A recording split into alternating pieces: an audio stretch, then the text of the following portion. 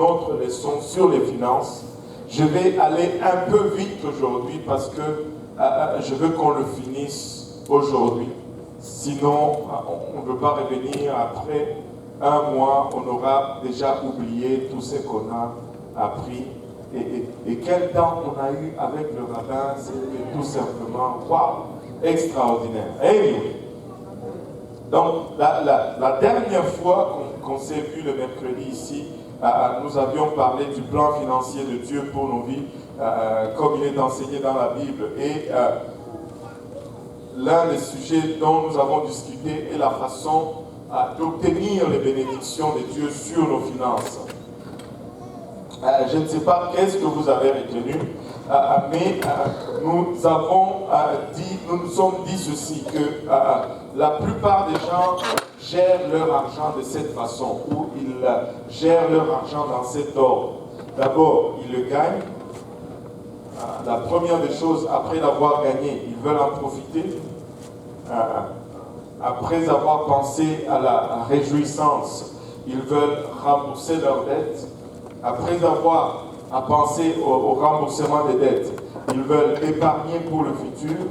Après avoir épargné pour le futur, c'est là qu'ils pensent à donner à Dieu. Ça, c'est l'ordre dans lequel la plupart des gens gèrent leur argent. Et ce n'est pas bon. Dieu ne va pas bénir cet ordre. Voici l'ordre que Dieu va bénir. Premièrement, gagner cet argent. Amen. Il faut d'abord le gagner. Amen. Deuxièmement, nous devons d'abord donner à Dieu. Ça parle de l'éternité. Investir pour l'éternité. Deuxièmement, nous devons épargner pour notre futur. Si vous avez bien observé, on commence toujours de plus loin jusqu'à là où nous sommes. Deuxièmement, rembourser les dettes du passé. Et puis après seulement, penser à se réjouir, qui est le présent. Amen.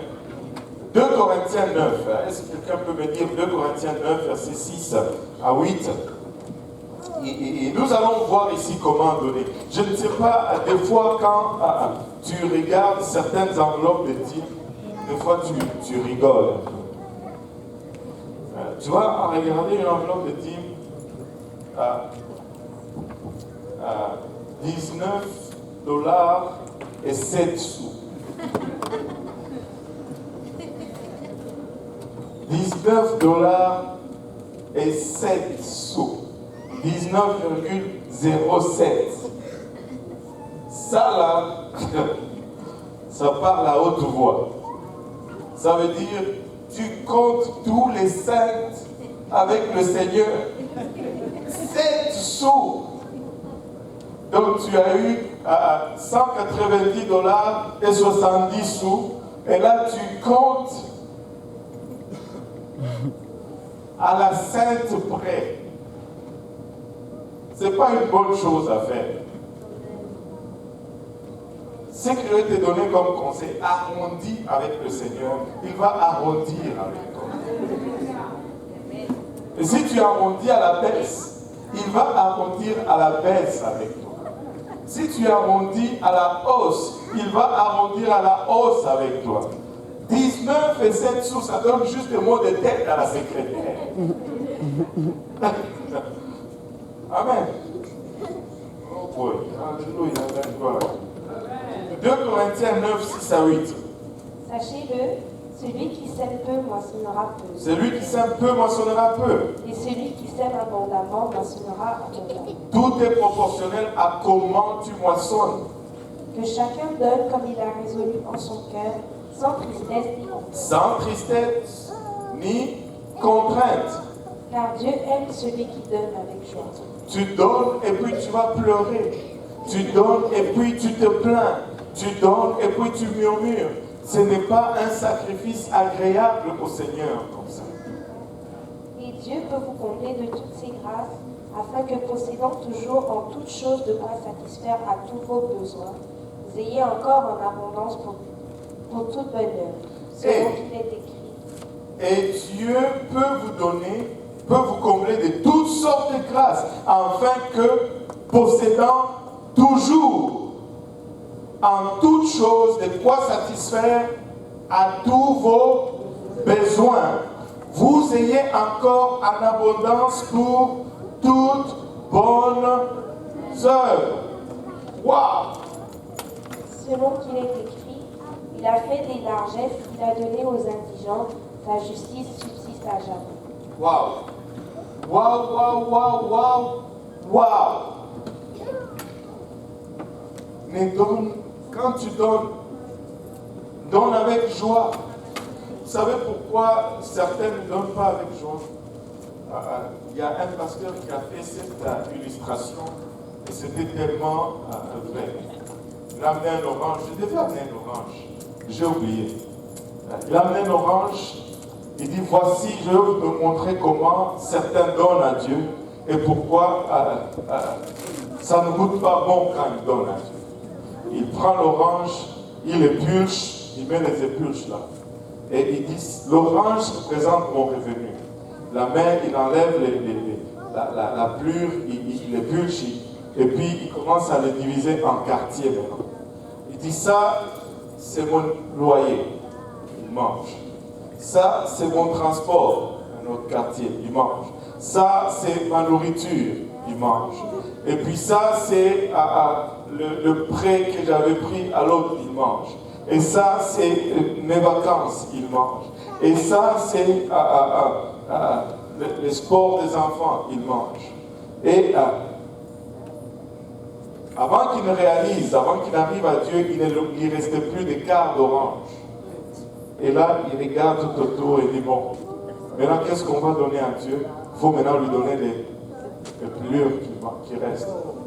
Et quand il a mis les plures dans la bouche, vous pouvez voir la réaction sur son visage.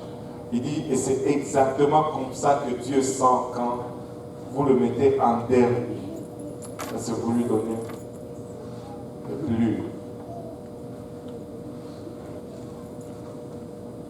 Dieu aime celui qui donne avec joie. Et dans cette dernière session sur comment sortir du piège de la dette, nous allons devenir très pratiques. Nous allons parler des choses. Amen.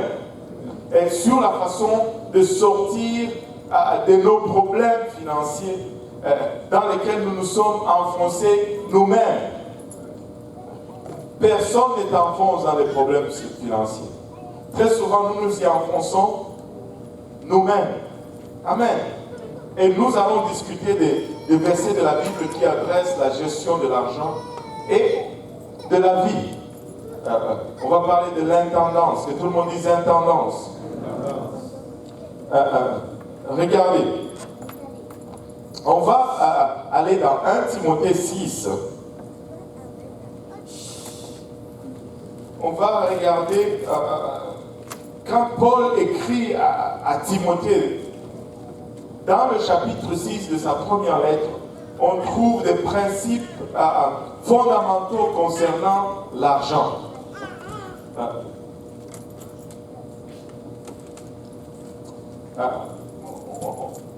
Si on avait le temps, j'allais vous demander de lire ceci.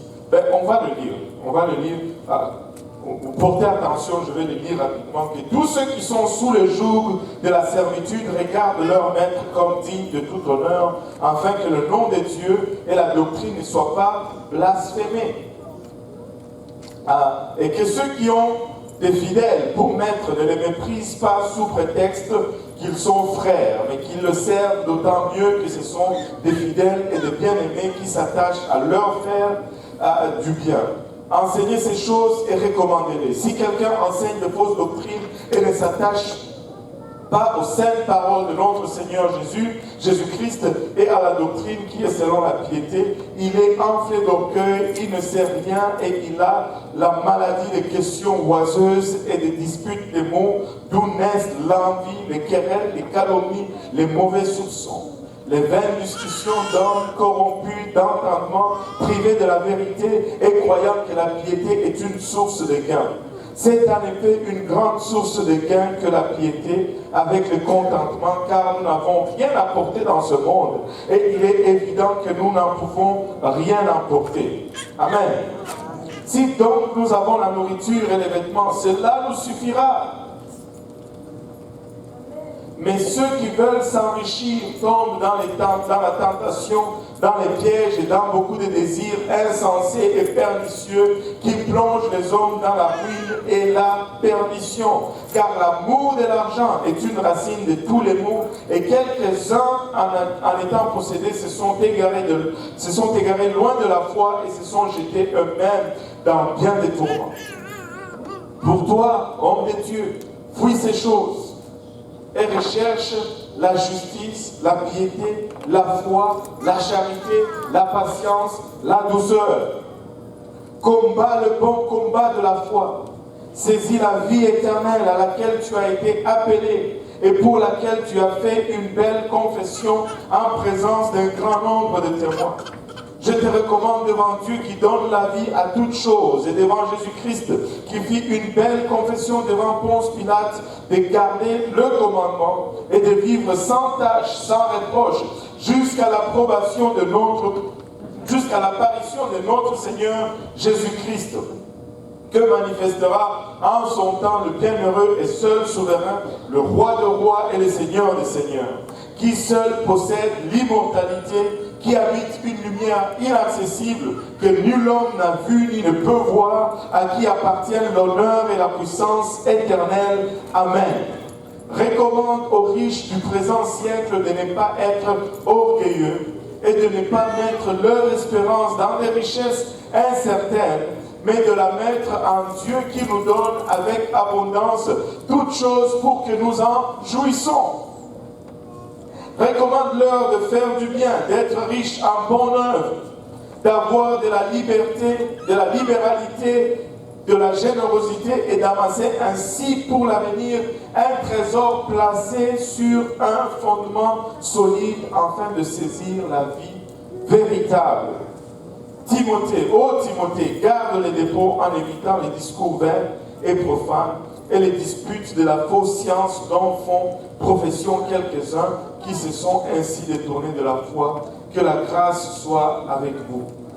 Dans ce chapitre, on peut souligner 5 principes fondamentaux en ce qui concerne la gestion de l'argent. Maintenant, comme je voulais le dire, si on avait le temps, si on avait une autre session, on allait se mettre en groupe, on allait prendre 10 minutes et on allait essayer de souligner ces 5 principes fondamentaux en ce qui concerne la gestion de l'argent. Mais est-ce qu'il y a quelqu'un qui peut souligner un principe qu'on a vu? Est-ce qu'il y a quelqu'un qui a décelé quelque chose?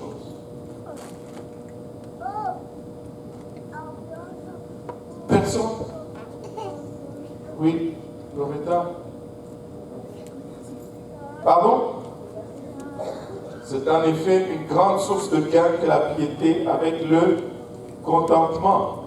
Alléluia. Oui, David?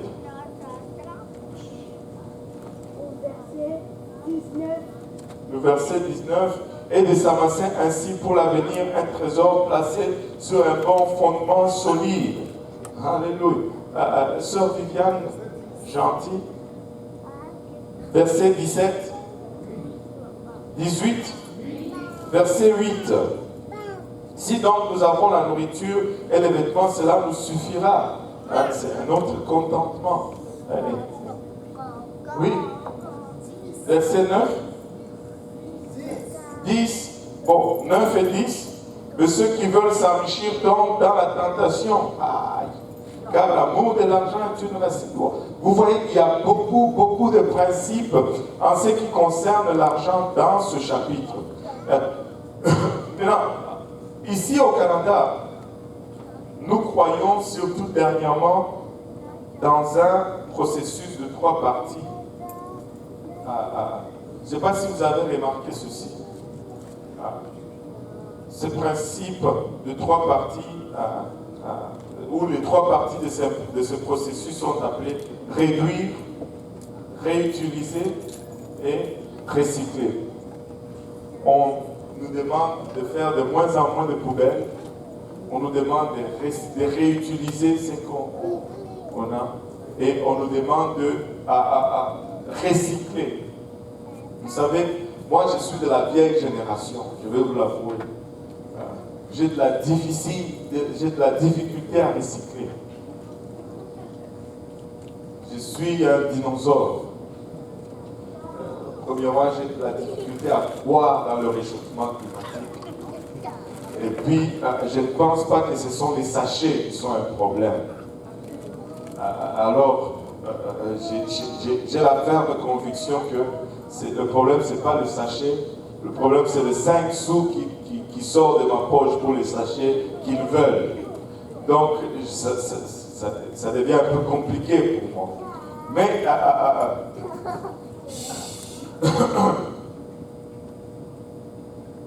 pourquoi nous... C'est quoi le principe en arrière de tout ceci? Réduire, réutiliser, recycler. Maintenant, ils ont même commencé le compostage à Montréal. Est-ce que vous avez reçu le bac de compostage dans votre quartier? Oui. Mais ça, c'est dur.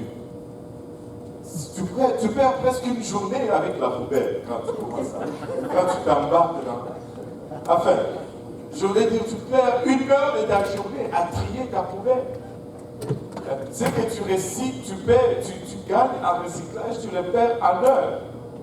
Là, ça c'est pour le compostage, là c'est pour le recyclage, et même dans le recyclage, le styrofoam ne va pas avec le papier ne va pas avec le plastique ne va pas avec le métal. Et finalement, pardon, et avant de mettre ça, il faut le rincer. Et quand je rince, je gaspille l'eau. Je ne sais plus ce que nous sommes en train de faire, en fait. Anyway, ça c'est juste moi. Et pardonnez-moi si je ne suis pas un vert. Moi, je suis plutôt un noir. Alléluia. Maintenant, pourquoi nous avons tous ces principes? Parce que nous croyons qu'au fil du temps, ces petites actions de chacun peuvent s'accumuler et avoir un impact positif majeur sur notre environnement. Et ces mêmes principes, lorsque utilisés dans la gestion de nos finances, l'idée de penser que les petits gestes accumulés vont avoir un impact majeur à la fin peut nous aider à arriver quelque part. Amen. Nous pouvons appliquer ce principe dans nos biens, dans notre mode de vie. Et cela peut nous aider à sortir du piège de la dette si nous utilisons ceci à long terme de manière cohérente et consistante. Bien que les résultats peuvent sembler faibles au début, ils ont un effet de boule de neige par la suite. Si nous restons fidèles et fermes, et nous l'avons montré avec le chiffre, comment en commençant à économiser tôt et régulièrement, on s'amasse très vite une fortune. Je peux comprendre, nous qui sommes, nous les immigrants, nous avons une conception un peu différente. Nous pensons que l'économie, ça doit commencer avec des milliers de dollars. Ça c'est 5 sous, c'est rien. Non, c'est pas rien, c'est 5 sous. Ça prend autant de 5 sous pour faire 50 sous. Et ça prend autant de 50 sous pour faire 5 dollars. Et ça prend autant de 5 dollars pour faire 100 dollars, autant de 100 dollars. Tu ne peux pas avoir 100 dollars sans des 5 sous là-dedans. En chaque 100 dollars, c'est une accumulation de 5 sous. Amen. Non, ne jette pas ton 5 sous. Ne le néglige pas. Amen. Je me rappelle quand je suis arrivé ici, j'ai commencé à travailler. Je travaillais chez CAE et je suis resté pour le temps supplémentaire. Et ce jour-là, je voulais m'acheter un thé. Mais il me manquait 10 sous pour acheter mon thé. Bon, j'étais fatigué, je voulais un boost. J'ai demandé à un de mes amis, il s'appelait Normand. J'ai dit, Normand, est-ce que tu peux me prêter 10 sous? Parce que je ne voulais pas dire me donner. Et peux-tu me prêter 10 sous? Je te le rembourse demain parce que Je vais juste m'acheter un 10. Il m'a prêté le 10 sous, je suis allé prendre le monter. Mais en bon africain, je pensais que l'affaire était finie là. Chez nous en Afrique, on ne rembourse pas 10 sous. En Haïti non plus, voilà. Moi, je savais les immigrants, c'est pareil. Mais le lendemain, Normand m'a rappelé, hey, tu donnais mon 10 sous. J'étais choqué quand il parle. Mais probablement, lui, il comprend la valeur de 10 sous. Mais, bon, il faut changer de mentalité. Je ne veux pas dire qu'on commence à être mais il faut respecter la valeur de ces choses. Amen. Maintenant, question, comment cela s'applique-t-il à mon argent et à mes possessions? Comment cela s'applique-t-il à mon style de vie? Je vais vous avertir en partant. Il va y avoir des choix difficiles à faire ici. Mais si nous prenons ces décisions, je vous dis, dans 1 an, dans 2 ans, nous allons être beaucoup mieux financièrement.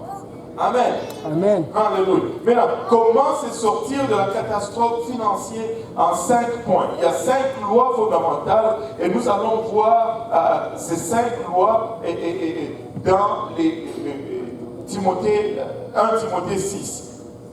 Première loi. Nous devons premièrement cultiver un esprit de contentement. Que tout le monde dise le contentement. Alléluia. Nous devons cultiver un esprit de contentement. Regardez 1 Timothée 6, verset 6. Je veux. Est-ce que quelqu'un peut le lire dans la version Louis II?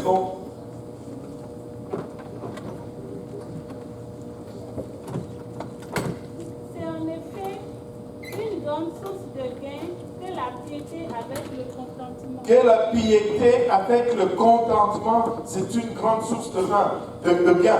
Il dit, Osterval nous dit, or la piété avec le contentement d'esprit est un grand gain. Maintenant, le français courant 97 nous dit ceci, certes, la foi en Dieu est une grande richesse si l'on se contente de ce que l'on a. La foi en Dieu est une grande richesse si on se contente de ce qu'on a. La clé, c'est d'abord d'être content de ce que tu as. Ça commence toujours par là. Sois content de ce que tu possèdes.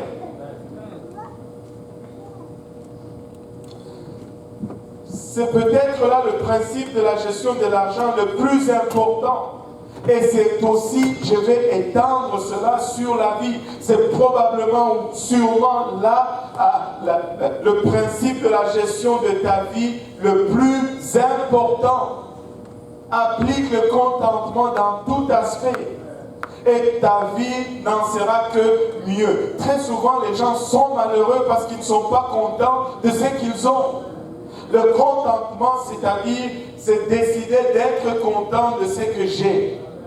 Vous savez, beaucoup de cela consiste à une décision. On choisit de ne pas être content.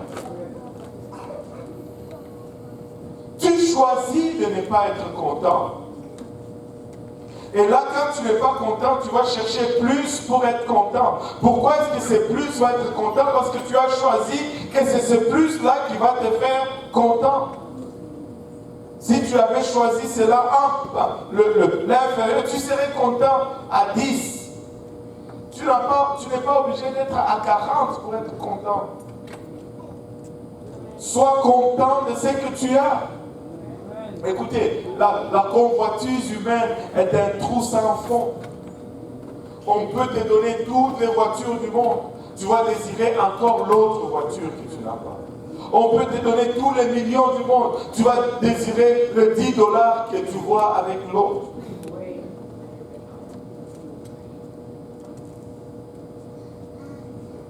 Le contentement, que tout le monde dise le contentement.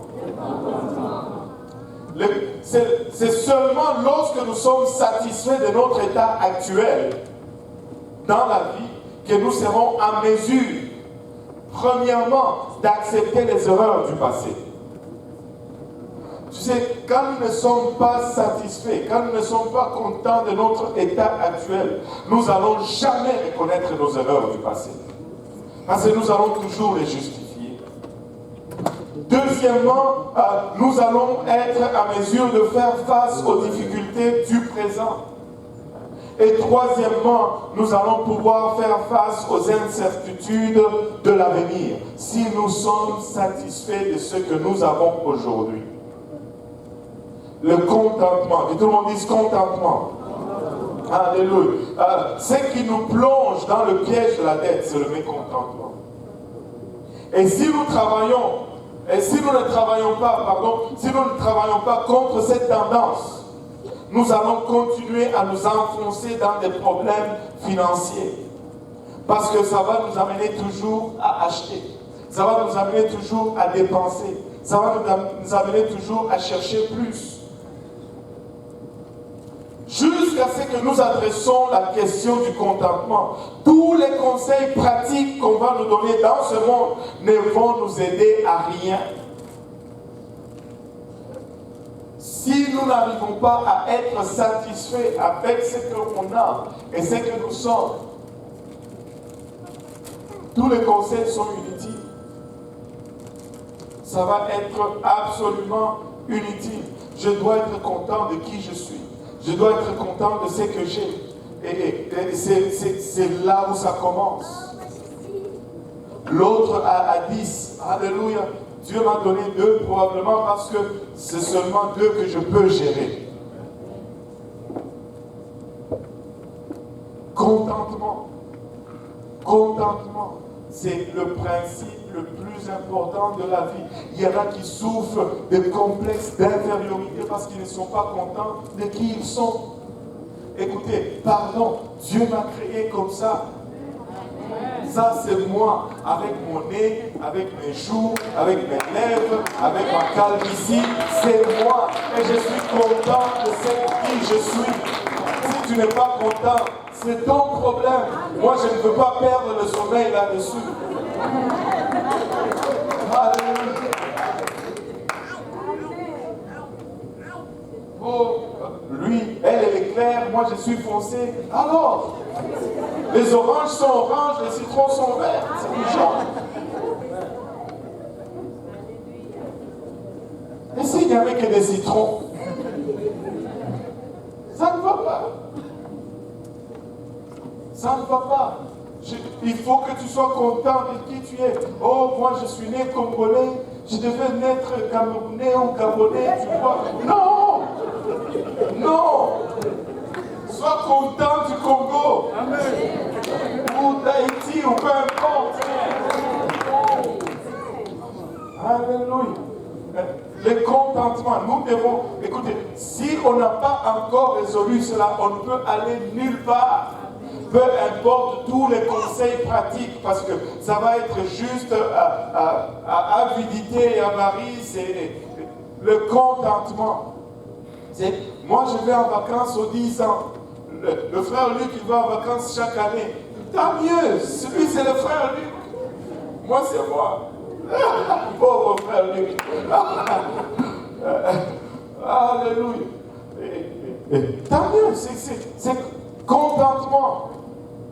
Et s'il n'y a pas de contentement, tu vas voir, la jalousie va se glisser. S'il n'y a pas de contentement, l'envie, contentement, et tout le monde dit contentement. Alléluia. Je vais compter mes biens, je vais compter mes bénédictions, et je vais dire, merci Seigneur, c'est ce que tu m'as donné. Alléluia. Vous savez quoi?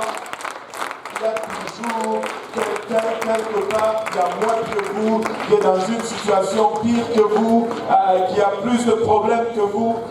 Il y a toujours quelqu'un quelque part qui est pire que vous. Alléluia. Contentement. Hébreux chapitre 13, verset 5.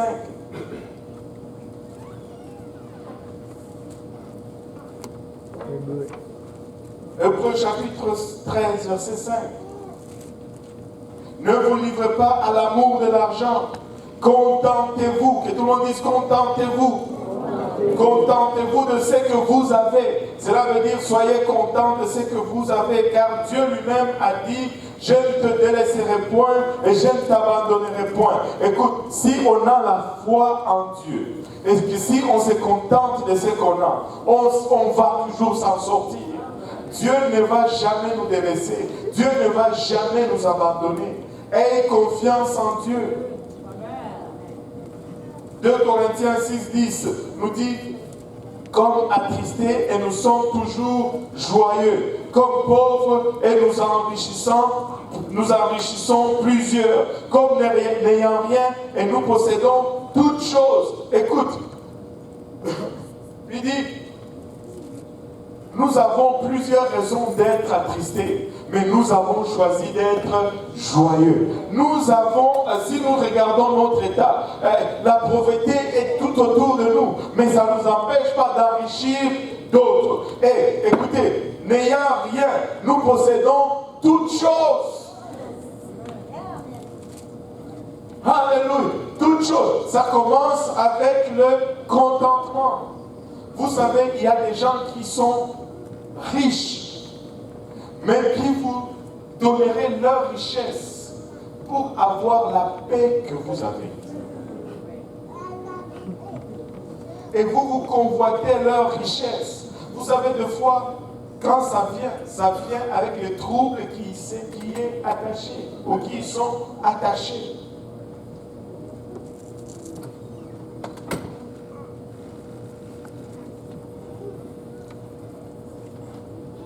Contentement. Tout le monde dit le contentement. Deuxième principe. Ne jamais cesser de donner à Dieu. N'arrête pas de donner à Dieu. Amen. Écoute, il y a certains qui disent, pasteur, je suis tellement pauvre que je ne peux pas me permettre de donner ma dîme à Dieu. Je leur dis, mon frère, tu es tellement pauvre parce que tu ne donnes pas ta dîme à Dieu. Tu ne peux pas ne pas te permettre de donner ta dîme à Dieu. Tu es en train de voler, au fait. Si tu ne donnes pas ta dîme, tu voles. Il y a un seul convaincu. Mais si tu ne donnes pas ta dîme, tu voles. C'est du vol, n'est pas donner sa dîme. Et Dieu n'aime pas les voleurs. Oui, c'est vrai. S'il te confie $1000, toi tu lui voles les $100 qui lui revient. Tu penses qu'il va te confier $10 000? Non, tu vas lui voler juste plus. Et là, il va le confier à celui qui est fidèle. Tout ce que nous possédons, c'est Dieu qui nous les confie allumés.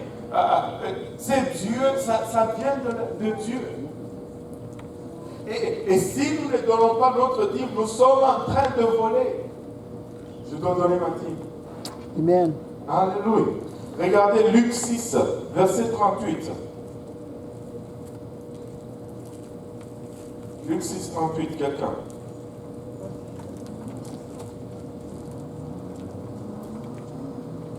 Alléluia. Luc 6, 38. Donnez et il vous sera donné. Donnez et il vous sera donné. Il ne dit pas gardez et il vous sera donné. Donnez et il vous sera donné. On versera dans votre sein une bonne mesure. Une bonne mesure. Serrée. Secouée. Et qui déborde. Quand on vous mesurera avec la mesure dont vous vous serez servi. Oh, vous vous rappelez? Arrondir.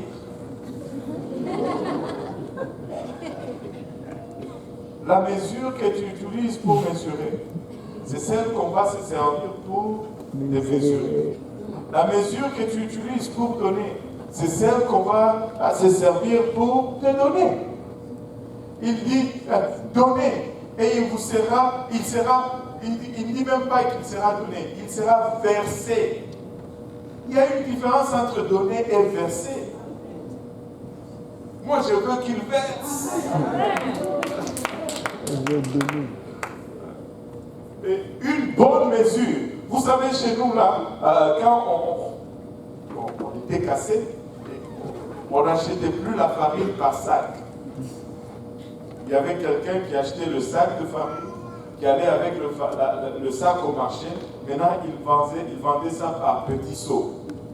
Donc, vous allez au jour le jour, ou au seau le seau. Parce que vous ne pouvez pas vous acheter le sac de farine. Est-ce qu'il y en a qui savent de quoi je parle? Alléluia. Gloire au nom de Jésus. Je me sens moins seul. Alléluia. Et, tu sais, quand tu vas au marchand de farine, je ne sais pas si vous avez observé, il prend le seau, mais quand il met la farine là-dedans, il prend la farine, il fait pourquoi? Pour que ça prenne du volume et qu'il en rentre moins. Il ne va pas le secouer. Parce qu'il le secoue, il va t'en donner plus. Mais Dieu dit, quand il va verser en toi, non seulement il va mettre, mais il va secouer. Mais après avoir secoué, c'est pas, il va presser.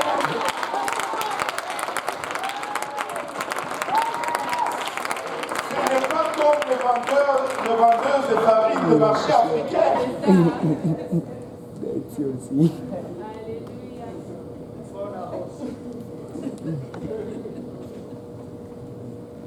Donner et l'on vous donnera. Dans le royaume de Dieu, vous savez, notre plus grand problème, c'est que nous vivons dans le naturel et nous fonctionnons selon les lois de la nature. Mais très souvent, quand nous venons aux choses de Dieu, ce sont des choses spirituelles. Et le spirituel est contraire au naturel. Quand nous pensons que pour monter, nous devons faire des efforts là-haut, la parole de Dieu nous dit non, si tu veux monter, il faut que tu fasses des efforts là-bas. Pour monter, il faut descendre. Si tu veux avoir beaucoup, il faut que tu donnes. Mais au naturel, on te dit, si tu veux avoir beaucoup, il faut que tu... Alors nous sommes déboussolés. Et ces lois s'appliquent presque dans toutes choses. Les naturels, c'est contraire au spirituel. Et quand nous allons dans les choses spirituelles, nous sommes déboussolés. Mais suivez le principe de Dieu. Il fonctionne.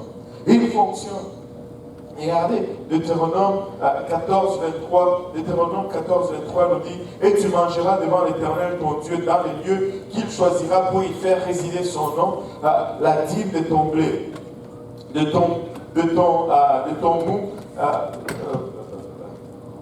la dîme de ton blé, de ton mou, de ton huile, et le premier-né de ton gros et de ton menu bétail, afin que tu apprennes à craindre toujours l'Éternel ton Dieu. On ne donne pas la dîme pour enrichir Dieu. On ne donne pas la dîme pour enrichir le pasteur. On ne donne pas la dîme, on donne la dîme pour avoir la crainte de Dieu.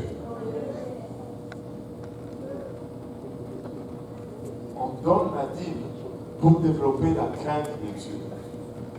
Écoutez, si Dieu n'est pas premier dans ton argent, il ne sera probablement pas premier en rien.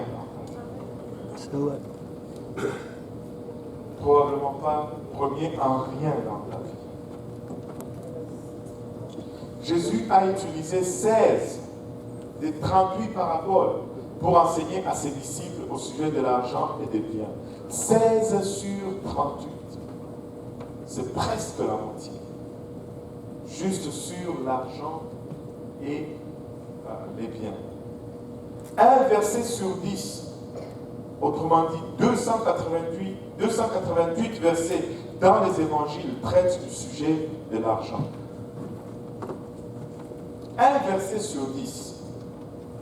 Dans la Bible, il y a 500 versets sur la prière, 500 versets sur la foi et 2000 sur l'argent et les possessions.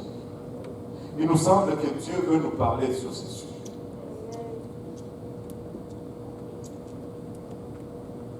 Et il est évident qu'il y a beaucoup de choses que le Seigneur veut nous apprendre concernant la priorité que nous lui accordons dans ce domaine, le domaine des finances.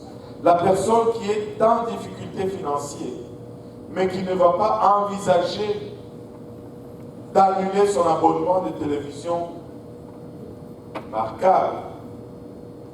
C'est souvent la même personne qui perd le temps, qui l'aiderait à se rapprocher de Dieu en nuisant à sa vie spirituelle et en regardant des choses impures, des choses qui ne sont là que pour polluer son existence. Et elle va se mettre encore davantage en tête en regardant toutes ces publicités alléchantes. Et ça devient évidemment un cercle vicieux. Si tu ne sais pas le dernier cri de pantalon qui est sorti là, tu n'as pas de problème de lutter pour ne pas aller l'acheter. Si tu ne sais pas c'est quoi la dernière chaussure de Nike Air ou whatever, c'est quoi? Jordan ou Adidas. Tu n'as pas le problème de lutter pour convoiter ce que tu ne sais pas que ça existe. Amen. Coupe la source de ton problème. Donner est une discipline qui nous bénit. Donner est une discipline qui nous bénit. Je vais prendre les hochements de tête baptistes, même si le rabbin s'est cassé à nous dire que nous étions des pentecôtistes, mais bon, alléluia. On est en chemin au moins. Donner est une discipline qui nous bénit. Amen. L'argent est si puissant qu'il rivalise en tête à tête avec Dieu pour la priorité dans nos vies. C'est pourquoi Jésus exige un choix. Vous savez, le premier compétiteur contre Dieu dans notre vie, c'est l'argent. Le premier compétiteur dans notre vie contre Dieu, c'est l'argent. Jésus dit dans Matthieu 6, 24, « Nul ne peut servir deux maîtres, car où il haïra l'un et aimera l'autre, ou il s'attachera à l'un et méprisera l'autre. Vous ne pouvez servir Dieu et Mammon. » Mammon, ça représente tout ce qui est système économique mondain qui est bâti sur l'argent. L'argent est la seule chose qui compétitionne tête à tête avec Dieu dans ta vie. Et c'est pourquoi il y a autant de versets, autant d'enseignements sur l'argent que sur toute autre chose dans la Bible. Parce que Dieu nous dit, faites attention. Faites attention, s'il y a quelque chose qui va te faire mal, c'est ça. S'il y a quelque chose qui va te détruire, c'est ça. Faites attention, tu as plus de chances d'être détruit avec ceci. Alléluia. Question pratique. Dois-je donner la dîme sur mon revenu brut ou mon revenu net? Qui peut répondre à cette question? Brut. Waouh. Et j'aime comment elle le fait avec un sourire. Brut, parce qu'on avait parlé de ça. Amen. Tu donnes ta dîme sur ton revenu brut et non net. Et je vais te dire pourquoi. Parce que ton revenu, c'est ton salaire. Pourquoi est-ce qu'on appelle brut ou net? C'est parce que le gouvernement s'est déjà servi. Donc tu as déjà donné ta dîme au gouvernement. Et eux, ils ne prennent pas la dîme, ils prennent le vingtaine, le quintaine ou les trentaines, ils sont voraces, ils sont plus voraces que Dieu, alors qu'ils ne nous donnent même pas autant que Dieu.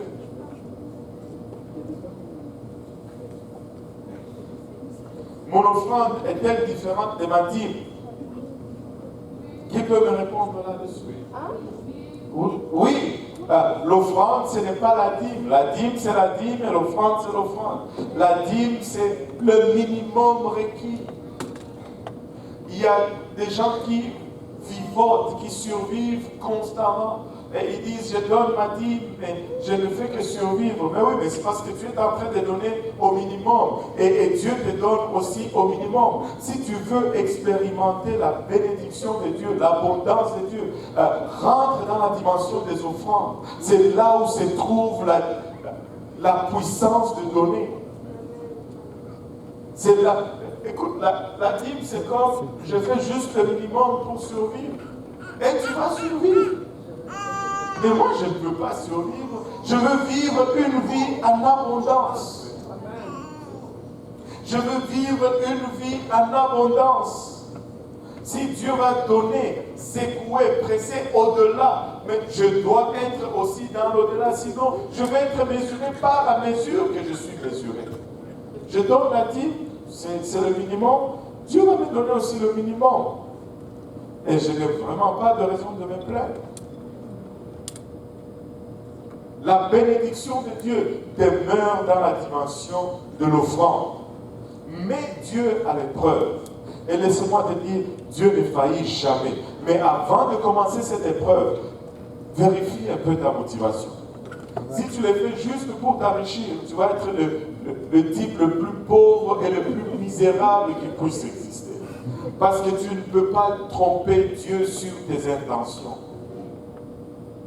Fais-le de gaieté de cœur, parce que tu veux soutenir l'œuvre de Dieu, parce que tu veux voir le royaume de Dieu avancer. Oublie même ce que tu as donné et vois ce que Dieu va faire pour toi. Amen. Amen. Amen. Où devrais-je donner ma dîme?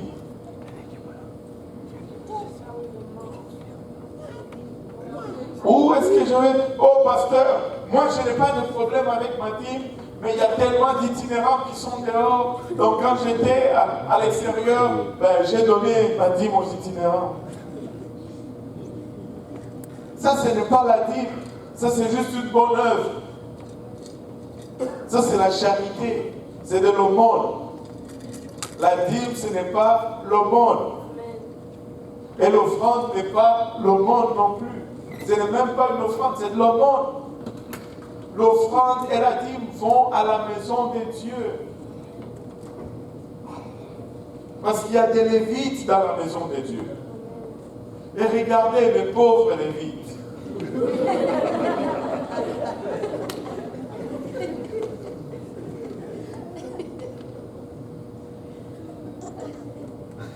Laissez-moi, on va parler un peu sincèrement.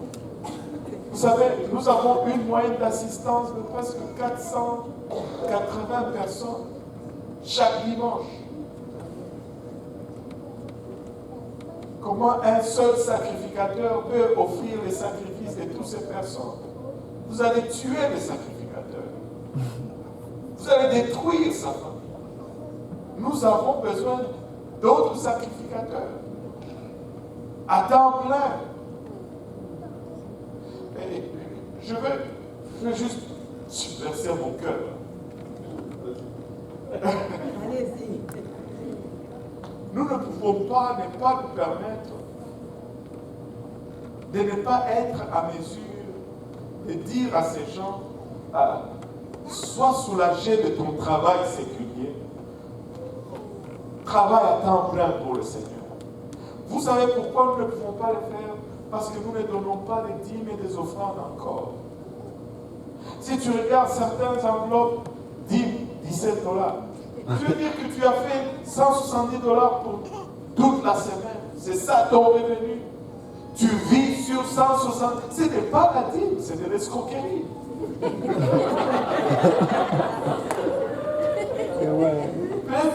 Tu es étudiant, je comprends, mais quand même.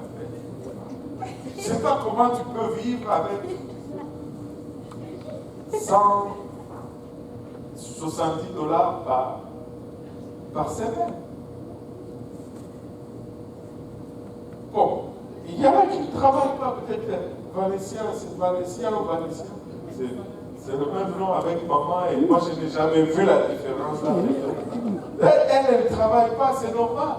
Mais quand même, si je vis dans un appartement, je dois payer au moins $500. Et je dois les trouver quelque part. Pauvre frère qui doit aller travailler là pour couper les vêtements et machin. Alléluia.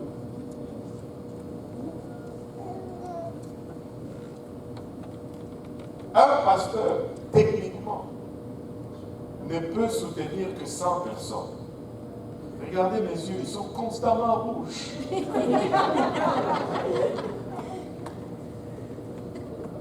J'étais avec le frère Yves pour une fois, je l'ai pris pour une journée. Il me regardait et me dit, c'est comme ça tous les jours pour toi. Je n'ai même pas répondu parce que je ne vais pas l'effrayer.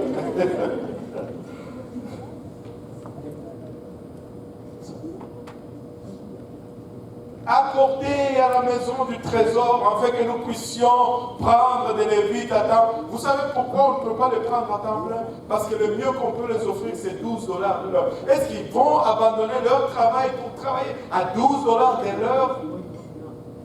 Aidez-nous quelqu'un quand même. Amen. Et alléluia. Nos dîmes et nos offrandes. Oh, alléluia, aide-nous. Où est-ce que j'amène ma dîme? À l'église. Où est-ce que j'amène mes offrandes? À l'église. Ok, pasteur, moi j'ai quitté mon Gabon natal. Bon, là, j'avais un pasteur que j'aime tellement, et moi, je vais commencer à lui envoyer la dîme là-bas. Bon, c'est correct si tu veux faire ça, mais le problème, c'est que ça te met en position que chaque dimanche, tu dois prendre un avion et aller suivre la prédication là-bas. Ça te met aussi en position que chaque mercredi soir, il faut que tu voles pour que tu ailles. Parce que tu ne peux pas manger dans un restaurant et amener ta dîme dans un autre restaurant. Enfin, payer ta facture. Va prendre un sandwich chez Tim Hortons et essaye d'aller payer ce sandwich chez McDonald's. Tim Hortons va être après toi. Ça ne se fait pas. Oh pasteur, mais si je n'aime pas l'enseignement de ces pasteurs, je sais que c'est moi le pasteur. Si je n'aime pas l'enseignement, est-ce que je peux donner la dîme? Je dis, écoute, pourquoi est-ce que tu vas manger dans un restaurant que tu n'aimes pas la nourriture? Va dans un autre restaurant. Si l'enseignement ne concorde pas, qu'est-ce que tu fais dans cette église? Quitte cette église. Moi, je ne veux pas aller dans une église où je ne suis pas d'accord avec l'enseignement. Enfin, et quand je dis être d'accord, cela ne veut pas dire que je cherche ce que je veux dans l'enseignement. Si je vois que ça ne concorde pas avec la parole de Dieu, waouh, je suis parti, je veux aller au ciel. Au-delà de ce n'est pas juste une question de donner la dîme et l'offrande, je veux aller au ciel. Si je vois que l'enseignement ne m'amène pas au ciel, je pars. Je pars. Et la question de dîme et d'offrande est résolue. Tu donnes ta dîme là où tu as décidé de manger.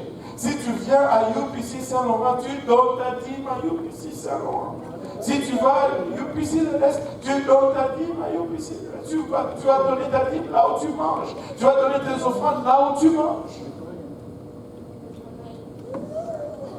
Battons nos mains pour le Seigneur.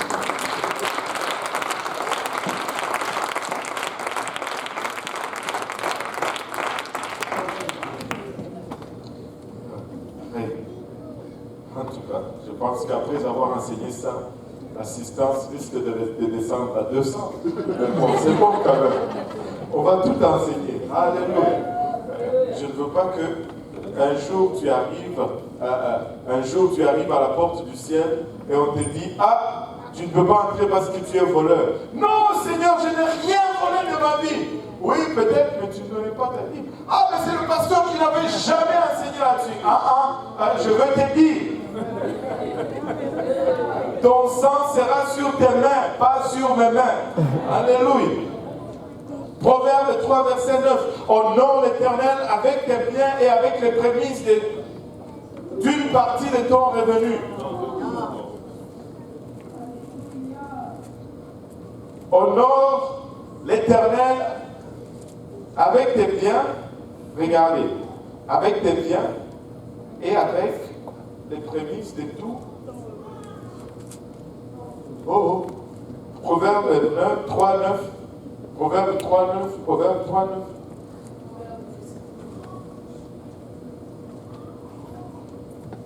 Ça vient? Oui, c'est là. Ok, voilà. Honore l'Éternel avec tes biens et avec les prémices de tout ton revenu. Troisième point. Premier point, nous avons dit le contentement. Deuxième point, ne pas cesser de donner à Dieu. Troisième point, là, certains ne vont pas être d'accord, mais je vais l'enseigner quand même avec zèle. Travaille fort. Il faut travailler. Travaille fort. Dieu ne bénit pas les paresseux. Regardez Proverbe 14, 23.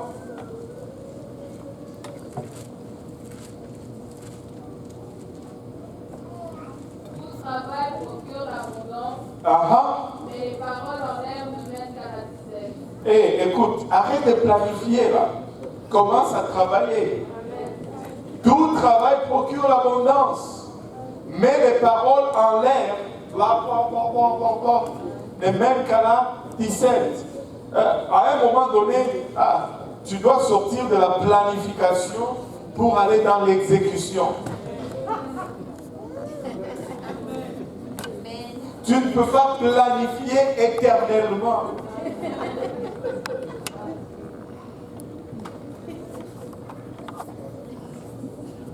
Quand tu planifies, fais que tes plans soient assez simples pour qu'ils te laissent le temps de passer à l'exécution de ces plans.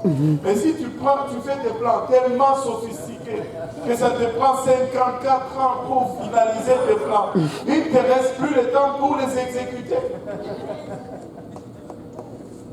Regardez, Proverbe 28, verset 19.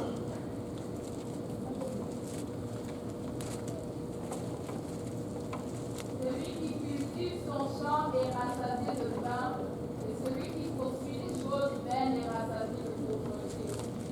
Écoute, des fois là, c'est très simple. Trouve un travail et commence à travailler. Amen. Oh, moi, c'est genre de travail. Oh, moi, c'est genre... Non, non, non, non. Trouve juste un travail et commence à travailler. Moi, j'ai tout fait dans ce pays. Je n'ai jamais manqué de travail parce que tout ce que j'ai trouvé, je faisais. J'ai travaillé dans la manufacture. J'ai fait la peinture. J'ai travaillé au marché Jean Talon. J'ai vendu des fruits et des légumes. Oui, j'ai travaillé là-bas. J'ai été plongeur, j'ai été serveur, j'ai couru après les chiens et les chiens partout à Montréal ici. J'ai travaillé à la SCCA. Je suis allé cueillir je ne me rappelle plus des navets ou des fruits. Et j'ai pris ces autobus jaunes pour aller dans les champs. Là. J'ai fait cela. J'ai fait la livraison des fleurs, les jours de fête des mères. J'ai tout fait. Amen. Qu'est-ce que j'ai oublié de citer? Vous savez, à un moment donné, c'était difficile à la maison. J'ai travaillé à l'ingénierie, à CAE. Mais écoutez, à cause de la façon que nous avions commencé notre vie, on avait commencé vraiment dans le trou. Mais j'étais dans le bureau d'ingénieur le jour, mais le soir, j'allais faire la plonge dans un restaurant au centre-ville. Je sortais de chez CAE, je rentrais dans ma voiture, je trouvais un stationnement, j'enlevais mes vêtements, je mettais le sabot, je lavais les assiettes et on me payait. Et j'amenais l'argent à la maison.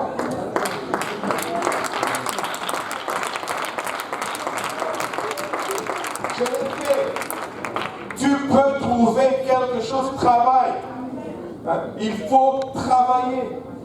Et très souvent, ceux qui sont en difficulté financière ne travaillent pas fort. Il faut se lever tôt. Il faut se lever tôt. Tu veux chercher un travail, si tu te pointes à la compagnie à 9h du matin, c'est trop tard. Amen. Celui qui t'engage est arrivé à 7 heures. Il devait te trouver à la porte. Amen. Et...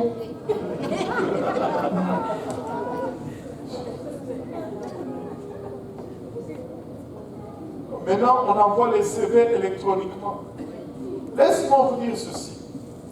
Essaye d'envoyer ce CV à 1h du matin, 2h du matin. Il le voit et à quelle heure tu as posté.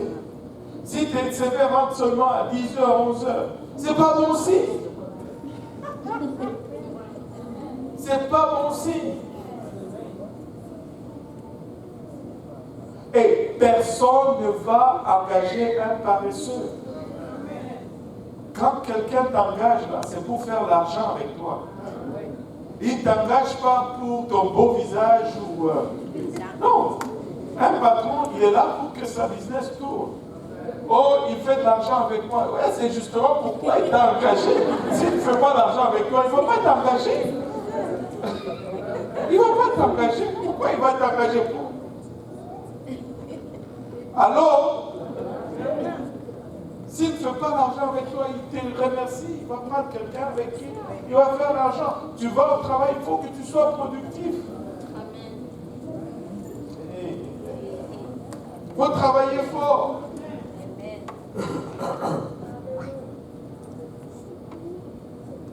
Tu sais, des fois, il arrive des moments dans notre vie où, pour un temps précis, nous sommes appelés à prendre un deuxième travail. Vous savez, surtout si tu as tendance à trop dépenser. Le second travail, c'est bon. Parce que quand tu as juste un travail, tu sors du travail, tu as trop de temps. Et quand tu as trop de temps, tu utilises ce temps pour dépenser ce que tu as gagné.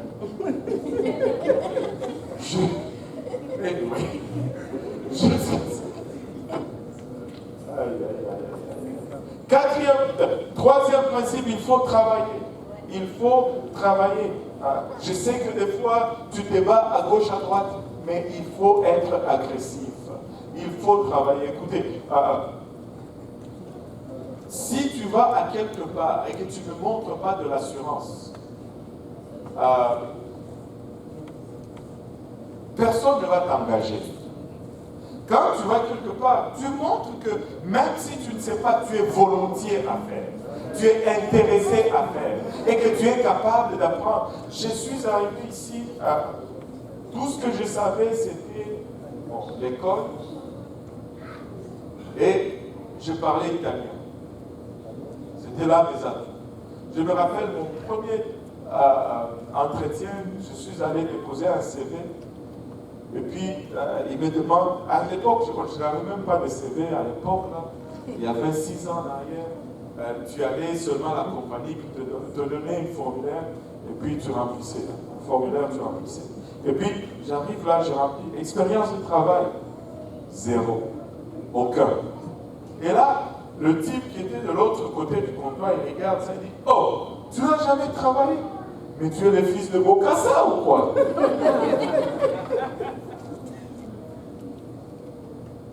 C'était un choc pour lui de voir un gaillard de 20 ans qui n'a jamais travaillé. Ça ne marche pas.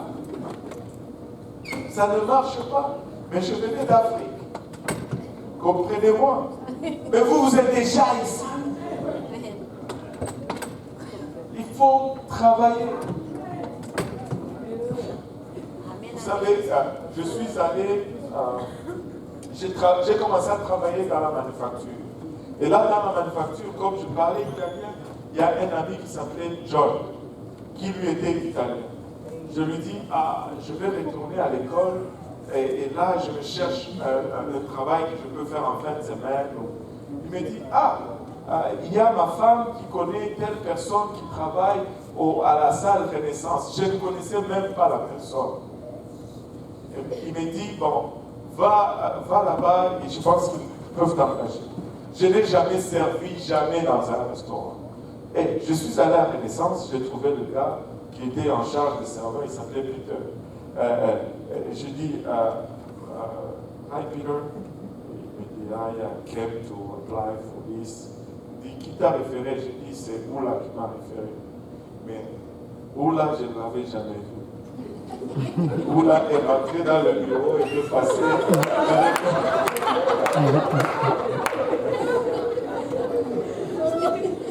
Moi, je voulais le travail. Et Peter a seulement souri.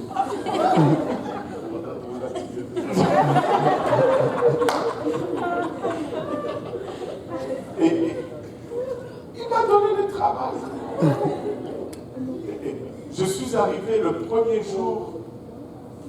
Écoute, je rentre dans la salle de réception est toute dressée, j'arrive avec mes gants blancs et tout, et mon costume noir. Et là, vous savez, on était à 2 pour une section. Et pour chaque section, un va faire le transport de la cuisine dans les salles, et puis l'autre sert aux tables. Bon, moi, faire le transport à la cuisine, écoutez, prendre le plateau avec les 8-10 assiettes dessus, je n'avais pas encore le tout. Bon, j'ai parlé avec le gars, je dis, écoute, ça c'est ma première fois. Il me dit, bon, ok, moi je vais faire le transport, toi tu vas servir aux tables. Ok, j'ai dit, ok. Même servir aux tables, je ne savais même pas par où commencer. Et là, c'est lui qui m'a expliqué, écoute, quand tu sers, tu mets l'assiette toujours du côté gauche, quand tu viens de servir, tu vas le servir du côté droit. J'ai fait tellement des erreurs ces jours-là. J'ai versé du café sur quelqu'un. Mais je m'en suis sorti. Et à la fin,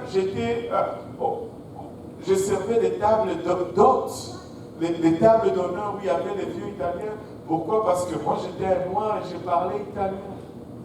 Et tu peux tout faire, tout utiliser. Éventuellement, je servais au point où quand je voulais arrêter, maintenant ils ne voulaient pas que j'arrête. Tu peux tout apprendre. Tu peux tout apprendre. Ce n'est pas. Mais il faut que tu veuilles, il faut que tu te secoues, il faut que tu te dis je vais foncer. Je vais foncer. Il faut foncer. Il faut travailler. Oh boy, le temps est parti. Et quatrièmement, mettre une marge dans votre vie. Ou je dirais, mettre des marges. Les marges nécessaires à la vie. Nous devons mettre des marges dans... nous avons des marges partout. Physiquement, nous avons des marges. Tu ne peux aller qu'un certain nombre d'heures et après, tout.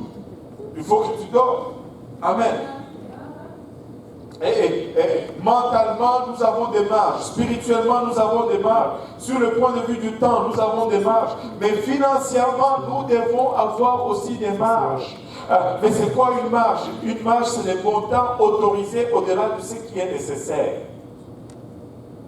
Tu sais, si tu peux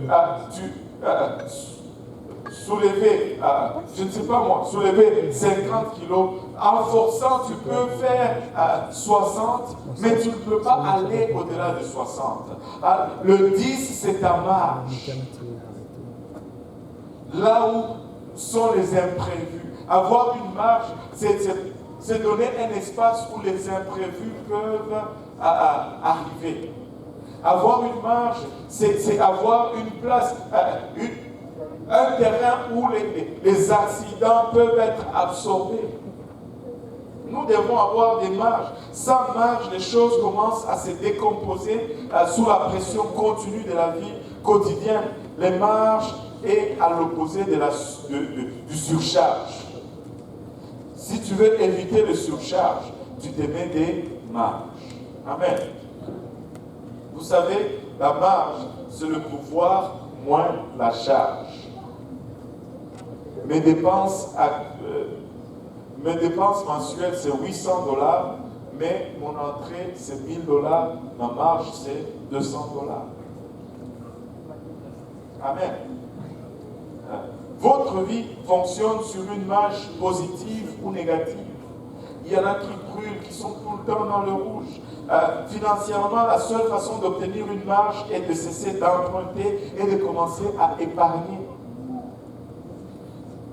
Vous ne pouvez pas être en mesure de faire beaucoup au début, mais vous pouvez faire quelque chose. Tout le monde peut faire quelque chose. Changer vos habitudes de dépenses est la plus grande partie de la bataille, même si le montant est petit. Tu sais, commence même à mettre symboliquement, si c'est 5 $, mets 5 $ par semaine de côté, commence avec cela, donne-toi une discipline et développe cette discipline. Si c'est 2 $, écoutez, commence même avec vous savez, les cochons, le porcelaine là, et vous pouvez être surpris. Mets 2 $ là-dedans par jour ou par semaine. Je me rappelle à un moment donné, quand je travaillais chez CAE, ce qu'on faisait, c'est qu'à chaque fois, en fin de semaine, je prenais les changes qui étaient dans mes poches, on mettait dans une grosse bouteille. Et à chaque fois, on faisait cela. C'est juste du change, c'est juste le restant. Mais un jour, on était en difficulté. Je pense qu'on a sorti de là quelque chose comme 87 $, je ne me rappelle plus, que je n'allais pas avoir si je ne mettais pas ce petit portion de côté. Commence quelque part, donne-toi une discipline. Si c'est 2 $, mets 2 $ dans ton cochon en porcelaine là, par jour ou par semaine. Mais oublie ça. Si tu mets 2 $ aujourd'hui, puis demain avant de sortir,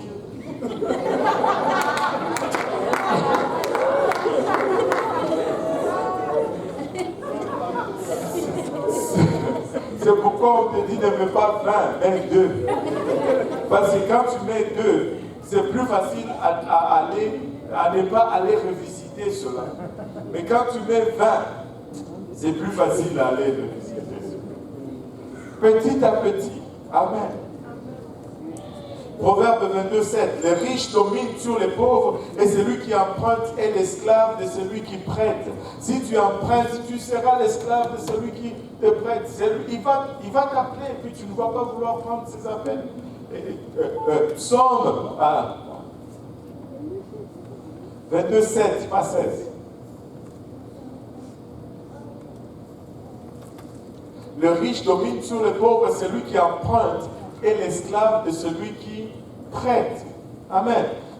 Psaume 37, verset 21. Le méchant emprunte et il ne rend pas. Le juste est compatissant et il donne. Écoutez, ne pas rembourser tes dettes, c'est méchant.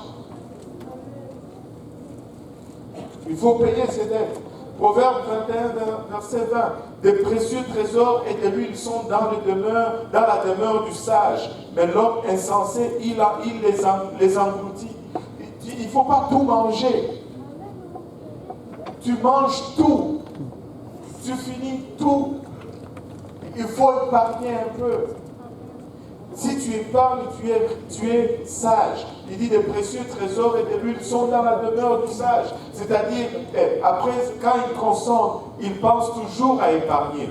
Mais l'homme insensé les engloutit. Ça descend. Proverbe 22, 3. L'homme prudent voit le mal et se cache, mais le simple avance et sont punis.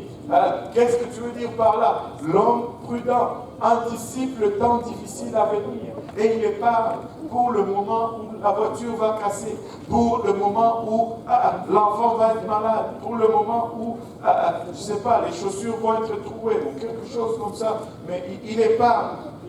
Regardez, on va passer rapidement à travers 10 conseils pratiques sur l'économie. 10 conseils pratiques sur l'économie. Regarde ton voisin, dis-lui, écoute. Benjamin Franklin a dit ceci. Un sou économisé est un sou gagné. Amen. Ce que tu économises, tu l'as gagné. Si tu l'as épargné, tu n'auras plus besoin d'aller travailler pour le regagner. Amen. Même des petites quantités s'accumulent au fil du temps. Aurait-il laissé ce sou dans un plat à la caisse? Et mon argent reste dans ma poche. Mon argent va dans l'épargne. Amen. Deuxième principe, un autre vieux dicton dit « Loin des yeux, loin du cœur ». Loin des yeux, loin du cœur. Qu'est-ce que tu veux dire par là, pasteur? Je veux dire ceci, l'argent que tu économises, ne les laisse pas sur la table. Mets-les dans une place où, pour aller les chercher déjà, c'est une difficulté. Amen. Ne laisse pas tes économies dans ton compte épargne. Ça fait juste gonfler la balance et ça te montre comme si tu avais beaucoup d'argent. C'est pourquoi je n'aime pas garder l'argent des autres. Parce que ça me donne l'impression que je suis riche. Et puis là, j'oublie que je suis pauvre, puis je dépense.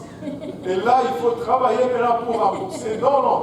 Garde ton argent, je garde mon argent. Il y a des banques et des épargnes. Si tu veux, il y a quelques personnes pour qui ils m'ont donné leur carte d'épargne. C'est correct. Je les garde dans le tiroir à l'église. Alléluia. Je ne sais pas combien il y a. Mais écoutez, garde ton argent. L'épargne, mets-les loin. Ne les laisse pas dans le même compte. Très souvent, les banques vont te faire ouvrir un compte épargne gratuitement si tu as déjà un compte courant ou un compte chèque. Et vous savez pourquoi ils vont te faire ouvrir le compte épargne gratuitement? Parce que quand ton argent reste là-bas, eux, ils font de l'intérêt sur ton argent. Toujours. Ils vont faire 12%, ils vont te donner 0,12%. C'est comme ça que ça fonctionne. Troisième point. Détermine quel montant sur chaque chèque devrait être mis en épargne. Et si possible, fais transférer cet argent directement par ton employeur ou par ta banque. Tu as des prélèvements automatiques. À chaque semaine, je ne sais pas, jeudi à minuit, $20, quitte mon compte épargne, va dans mon compte, plutôt quitte mon compte courant, va dans mon compte épargne. Ou si c'est $5, aujourd'hui, tu peux les programmer même toi-même, de chez toi avec l'ordinateur. Tu peux les mettre en 2 semaines, au mois ou à la semaine. C'est accessible. Et ce sont des outils que vous pouvez utiliser. L'argent supplémentaire que vous recevez, des fois, il y a de ces mois où il y a 5 semaines au lieu de 4. Soyez à l'affût de cela. Tu es déjà habitué avec 4 semaines. Quand le mois a 5 semaines, maximise cela. Maximise cela. Je connais une dame qui travaillait. Et tu sais, ici, on est payé à la semaine. Et quand elle travaillait, elle s'appelait Diane, et quand elle travaillait dans son budget, elle avait un système d'enveloppe. Et pour chaque dépense, il y avait une enveloppe. Et chaque enveloppe avait 4 cases. Et elle divisait le montant qu'elle doit par mois par 4. Donc, à chaque semaine, quand elle reçoit sa paye, pour le loyer, elle mettait, mettons, $100 dans ce premier enveloppe. Pour la nourriture, elle avait un budget, je ne sais pas moi, de $200, elle devait mettre 50. Pour l'électricité, ainsi de suite. Toutes ces dépenses. Et elle avait 4 enveloppes comme ça. Et elle mettait dans chaque enveloppe, une fois par semaine, 4 fois, 4 cases. Et quand elle mettait, elle cochait. Mais quand ça tombait le mois où il y avait 5 semaines, la cinquième semaine, c'était à elle. Amen. N'est-ce pas? C'est simple. C'est tellement simple. Mais tu maximises parce que tu t'habitues à vivre avec 4 semaines. Et voilà, c'est aussi simple que ça. Le mois de 5 jeudis, c'est le plus beau mois de tout le calendrier. Des fois, je les regarde même. Oh, cette fois-ci, c'est juillet. Juin, juillet tombe souvent dans cette catégorie-là. Juin, juillet, août, ce sont des bons mois. Parce qu'il y a 31 jours. Et puis, bon, ça aide aux 5 jeudis. Mais ce sont des bons mois quand il y a 5 semaines. Ne laissez pas cela dormir. 5e point, je ne sais plus, Quatrième point, prenez des décisions difficiles et revenez à l'essentiel de la vie. Sacrifiez le plaisir pour dégager l'argent nécessaire pour réduire vos dettes. Ah, je n'ai même pas fini le troisième. Je disais, l'argent supplémentaire que vous recevez, appliquez-le à votre solde de crédit. S'il y a un surplus, mettez-les sur la balance des dettes. Pas des dettes, ça veut dire riche. Amen. Aucune nouvelle dette jusqu'à ce que vous ayez votre problème de dette sous contrôle. Amen. Prenez des décisions difficiles et revenez à l'essentiel de la vie. Sacrifiez le plaisir pour dégager l'argent nécessaire pour réduire vos dettes. Et, au lieu d'aller, je ne sais pas, au musée, va au parc. C'est gratuit. Va faire un tour au parc. Au musée, il faut payer. Au parc, c'est gratuit. Au lieu d'aller au musée, va à la bibliothèque. À la bibliothèque, il y a des livres gratuits, il y a Internet gratuit. Vas-y. Ce sont des choses que tu planifies, tu regardes. Les plaisirs. Écoute, dimanche. Tout le monde dit dimanche.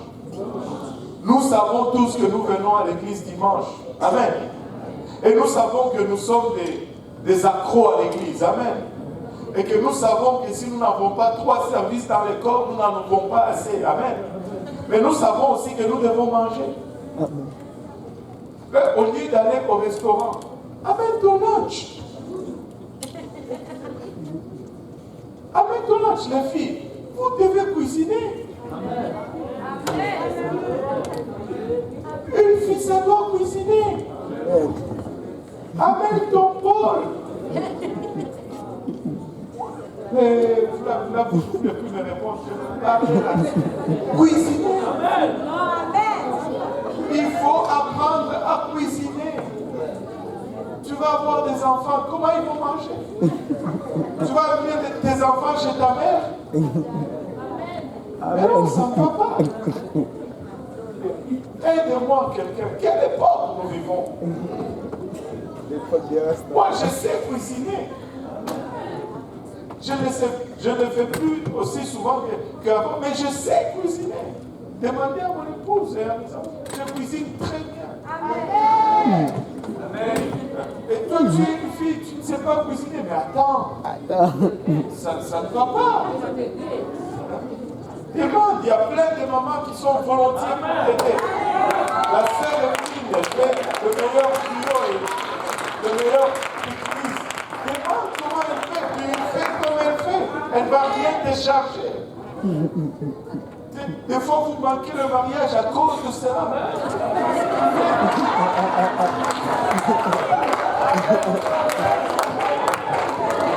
Je veux être sûr que quand je rentre à la maison, je peux bien manger.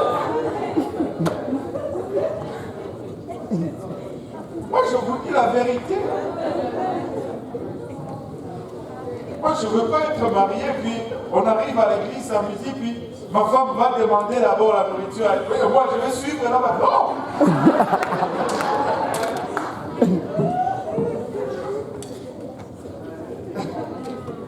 Ça ne va pas. Alléluia. Tout le monde dit, c'est le pasteur. C'est pas tout le monde qui l'a dit, hein.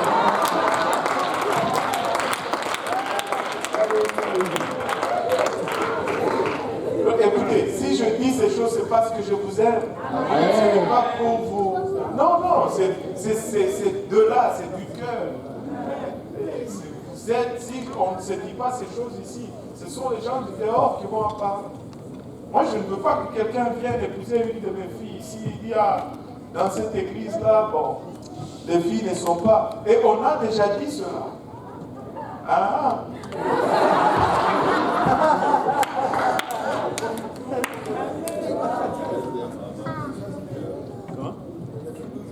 Tu sais, cuisine, même. Et quand tu cuisines, n'amène pas juste. Bon, je cuisinais, j'amène juste une cuisse. Et tout ce temps que tu as mangé dans le plat des autres, amène 4-5 cuisses. Il y aura quelqu'un qui était peut-être malade ou qui... Alléluia. Battons nos mains pour le Seigneur. Je sens le Saint-Esprit là-dedans. Je ne sais pas pour vous, mais moi je sens la présence de Dieu puissamment là-dedans. Alléluia. Alléluia. Gloire au nom de Jésus. Vendez quelque chose. 5e point. Surtout si ce sont les achats qui vous ont plongé dans la dette. Vendez quelque chose. Vendez quelque chose. Tu sais, si tu as plus de choses à la maison, plus de bibelots, que tu as l'argent dans le compte, tu sais où ton argent se trouve. Des bibelots sur toutes les étagères. Des bibelots, wow. Ne prenez pas de vacances. Tu n'es pas obligé d'aller en vacances parce que le frère Achille part en vacances. Non. Ne prends pas de vacances, reste à la maison et profite de sites et des activités locales qui sont gratuites. Et quand le temps viendra, tu iras aussi en vacances. Amen. Utilisez l'épargne pour vos vacances et appliquez-le à votre dette. Quand tu vas sortir des dettes, tu vas en vacances en paix. Vous savez ce que ma femme m'a dit un jour?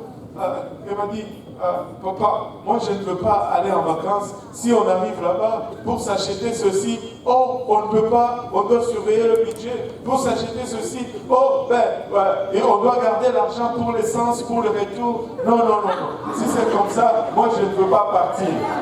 Et elle a raison. C'est-à-dire qu'on n'est pas prêt pour partir.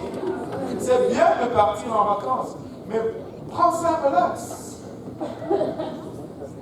Amen. C'est pas vital partir en vacances. Amen. Remboursez vos cartes de crédit ou vos prêts à taux d'intérêt élevé en premier. Amen.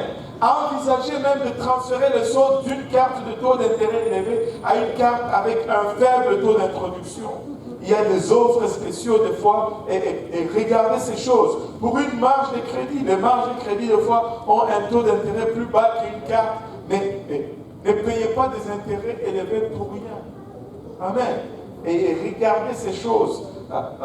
Lisez vos relevés. La faillite n'est pas une option.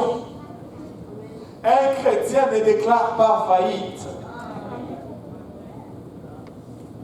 Wow. Un chrétien ne déclare pas faillite. Vous vous êtes engagé et vous devez assumer vos responsabilités. Tu as pris des dettes, tu as dit oui, que ton oui soit oui, et rembourse les dettes. Une faillite n'est pas une option pour un chrétien. Ce n'est pas un bon témoignage pour le nom du Seigneur. Un proverbe de l'époque de grand-maman disait ceci. Utilise-le, use-le, fais-le faire et par la suite, fais sans la faire. Qu'est-ce que ça veut dire? Je vais chercher un exemple.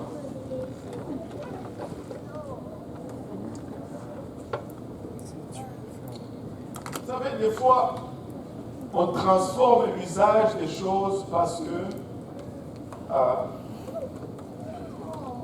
l'usage primaire ne fonctionne plus. Je vais te donner un exemple assez simple.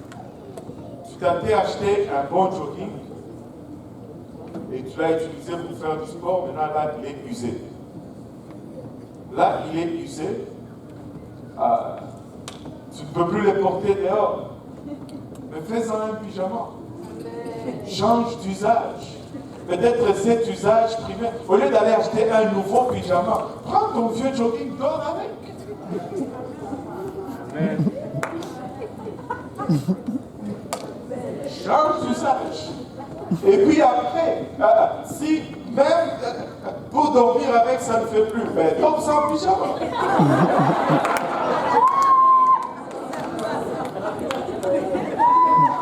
On ne peut pas le faire pour les pyjamas. Mais il y a de ces choses qui, tu sais, au final, tu peux t'en passer. C'est bon quand tu l'avais, mais si tu ne l'as pas, ne faut pas s'arracher les cheveux de la tête. Tu sais, ça me prend absolument une épluchette pour les patates. Mais écoute, tu peux prendre le couteau et éplucher les patates. C'est de là où je suis né. On ne connaissait pas les affaires pour éplucher. Mais là, tu ouvres les tiroirs, il y a 4 trucs pour éplucher les patates. Et ces trucs-là ne sont pas arrivés là tout seuls. Ils ont été achetés. Aussi simple que ça, ce sont faits. Ne te complique pas la vie. Amen.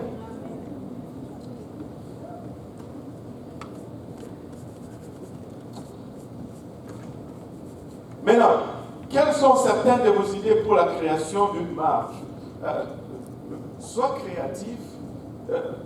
Comme on a parlé tout à l'heure du mois de 5 semaines, utilise ces surplus pour créer ton marge.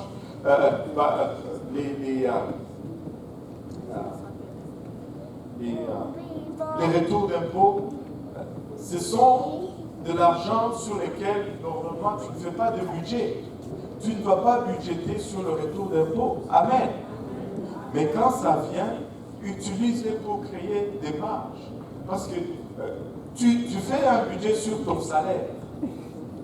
Amen. Pas sur le. Si tu fais le budget sur le retour d'impôts, il y a un problème. Parce que je crois que vous ne m'avez pas bien saisi. Tu es dans les troubles si tu budgètes le retour d'impôts. Et tu dois travailler pour sortir de là. Tu fais le budget avec ton salaire. Quand le retour d'impôt vient, c'est un surplus. Amen. Alléluia. Des choses comme ça. Maintenant, de loin, le meilleur endroit pour économiser de l'argent pour l'avenir, c'est à l'abri de l'impôt, surtout pour ceux qui veulent acheter une première maison, c'est les réels. Amen. Mais aller faire ces choses avant de payer ses dettes, ce n'est pas une très bonne idée. Voici 3 principes des Écritures sur l'investissement. Premièrement, diversifiez vos investissements. Ne mettez pas tous vos paniers dans le même, tous vos œufs dans le même panier. Les agriculteurs, ils ont compris cela. C'est pourquoi depuis les siècles, ils vont diversifier leur culture. Ils ne vont pas s'aimer la même chose sur la même terre, parce que la terre, à la longue, s'épuise. Tu changes de culture pour rafraîchir la terre. Ecclésiaste 11, 1 à 2 nous dit « Jette ton pain sur la face des eaux, car avec le temps, tu le retrouveras. » Ça parle de l'investissement. Donne-en une part à 7 et même à 8, car tu ne sais pas quel malheur peut arriver sur la terre. Et n'aimez pas tout. Ecclésiaste 11, 1 et 2. Donne une part à 7 et même à 8, car tu ne sais pas quel malheur peut arriver sur la terre. N'aimez pas tous tes investissements à la même place. Comme il y avait une histoire, une madame qui mettait tout son argent dans son matelas, mais un jour, sa famille a voulu lui faire une surprise. Ils ont dit, on va lui acheter un nouveau matelas. Elle n'était pas là. C'est arrivé là. Et ils ont sorti le matelas, ils ont remplacé avec le nouveau matelas. Oh, grand-mère, on t'a fait une très bonne surprise. Elle a fait une crise cardiaque. Parce que toutes ces économies étaient dans le matelas et on n'a jamais retrouvé cela. Ça a été amené, ça a été brûlé, c'est fini. Ne mets pas tout ton argent dans le même matelas. Elle avait utilisé tous les autres matelas de la maison. Elle allait perdre juste. Amen. Vous comprenez le principe? Deuxièmement, maintenir une perspective à long terme. Ne commence pas l'épargne aujourd'hui. Tu fais $5 par semaine et puis 3 semaines après, je veux voir combien j'ai. 4 semaines après, je veux voir combien j'ai. Non, à long terme. À long terme. Ne regarde pas juste aujourd'hui, ne regarde pas juste demain, mais essaye de voir dans 10 ans, oublie que tu épargnes. Amen. Proverbe 13, verset 11.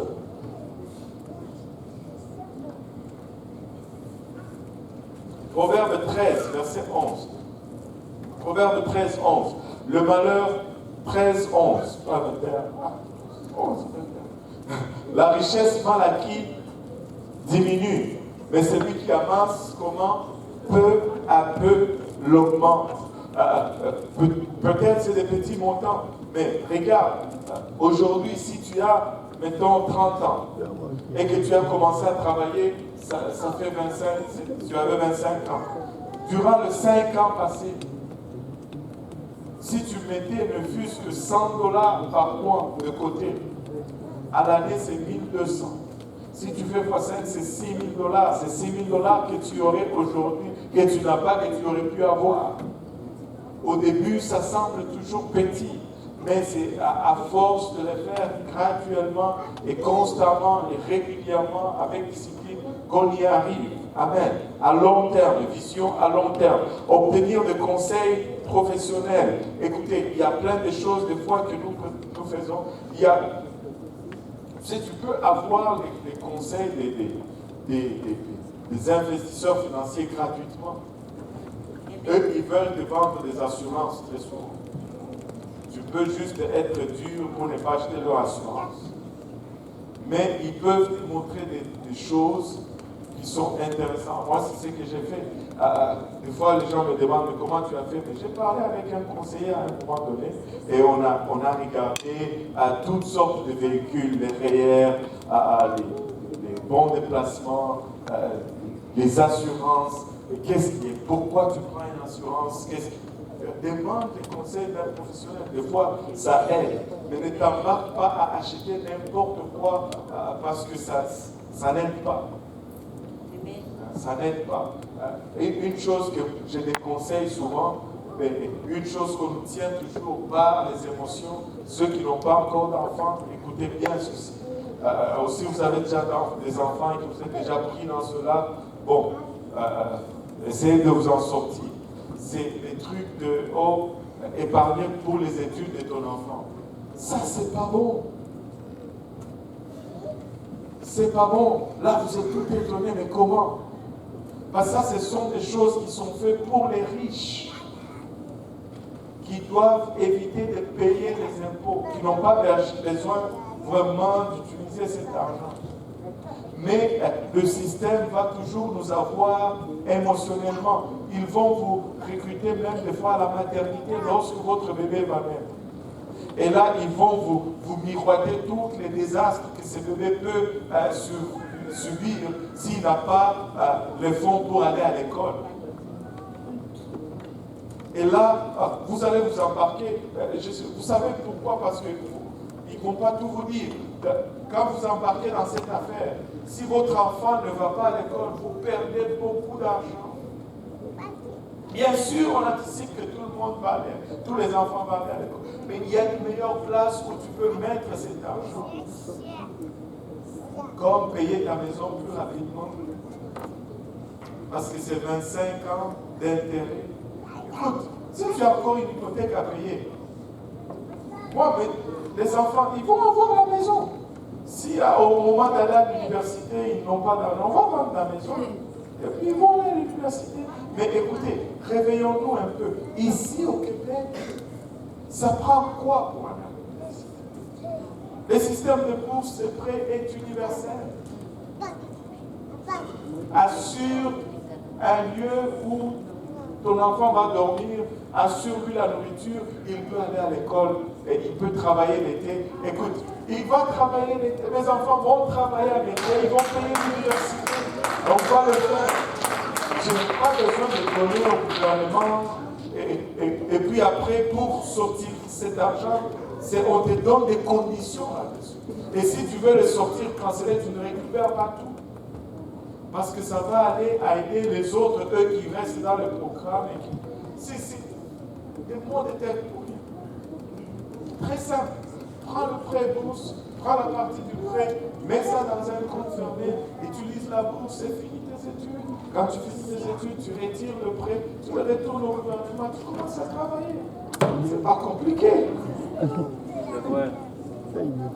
C'est pas compliqué. Tu n'as pas besoin de t'aider. Écoutez, j'ai travaillé avec un ami avec qui j'étais à l'école. Lui, ses parents sont ici. Moi, mes parents étaient au Congo. On avait deux dossiers différents. Moi, je prenais les prêts bourses, lui ne les prenait pas. On avait deux dossiers différents. Moi, je devais envoyer de l'argent à mes parents, lui vivait gratuitement chez ses parents. Vous savez, il n'a jamais pris de prêt bourse. À l'été, il travaillait, il s'est ramassé 3-4 000. Et après, durant la période de l'école, il payait ses études, il mangeait à la maison. Ses parents lui ont dit, du temps que tu vas à l'école, tu manges et tu dors gratuitement. Il est sorti de l'école, on est sortis en même temps, on a commencé à travailler à la même place. Moi, j'avais 18 000 $ de prêt, lui, il avait 0 $. Pas parce qu'il a mis de l'épargne à gauche à droite, non. Il a juste travaillé l'été et il a utilisé cet argent pour se payer son école. Après 18 mois de travail, quand on a commencé, tous on a pris des voitures, comme des stupides. Tu sais, quand tu commences, tu t'embarques toujours dans des choses. Ça. Après presque 2 ans de travail, lui, il est allé payer le 9 000 $ qui restait sur sa voiture cash. Moi, je me battais encore avec mon prêt étudiant. Ça m'a pris 4 ans et demi pour le finir. J'avais 10 ans, je l'ai fini en 4 ans et demi. Alléluia. Il y a plein de choses que tu peux faire. Plein de choses. Anyway, où est-ce qu'on a été? Prends les conseils de quelqu'un qui s'y connaît. Proverbe 11-14, quand la prudence fait défaut, le peuple tombe et le salut est dans le grand nombre des conseils. Amen. Proverbe 11-14, quand la prudence fait défaut, le peuple tombe et le salut est dans le grand nombre des conseils. Amen. Et 5e et dernier point, il faut apprendre à être un bon intendant. Qu'est-ce que ça veut dire? Une bonne utilisation rigoureuse et une gestion responsable des biens, des finances et des affaires des nôtres qui lui ont été confiés. Parce que tout ce que nous avons nous a été confié par Dieu. Un intendant réalise que Dieu possède tout dans sa vie et qu'il n'est que le gestionnaire de tout cela pour quelques années. Tout ce que nous avons, c'est Dieu qui nous donne à gérer pour quelques années. L'argent a le plus grand potentiel, comme on s'était dit au début, de remplacer Dieu dans votre vie. Plus des gens sont distraits du service de Dieu par le matérialisme que par toute autre chose. Ils vont même déménager d'une ville à l'autre à cause de l'argent. Et ils vont aller là-bas, ils vont rétrograder à cause de l'argent. Écoute, ne fais pas de l'argent la raison de ta localisation géographique. Fais de la parole de Dieu, de l'appel de Dieu, de la voix de Dieu, la première raison de ta localisation géographique. Si tu vas aller quelque part, demande-toi d'abord si c'est Dieu qui t'y a envoyé. Écoute, si tu es ici et que c'est Dieu qui t'a amené ici, Dieu va pouvoir pour toi ici. En Alberta, il y a plus de travail, je vais aller en Alberta. Est-ce que Dieu t'a dit d'aller en Alberta? Je connais des gens qui sont partis comme ça, leur vie spirituelle est complètement, totalement ruinée. Notre vie ne dépend pas de notre compte en banque. Notre vie repose solennellement et entièrement sur Dieu et lui seul.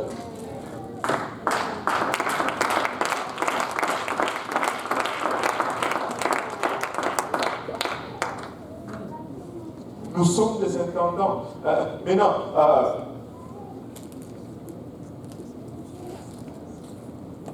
plusieurs se trompent en cherchant les finances. Ils se disent, après que j'ai atteint mes objectifs financiers, je vais servir Dieu. C'est une décision qu'ils vont regretter dans l'éternité.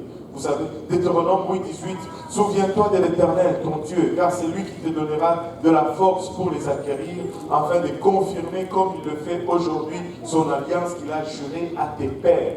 Dieu va, si tu te tiens à l'alliance de Dieu, Dieu va te couvrir les bénédictions. Romains 14-12, ainsi chacun de nous rendra compte à Dieu pour lui-même.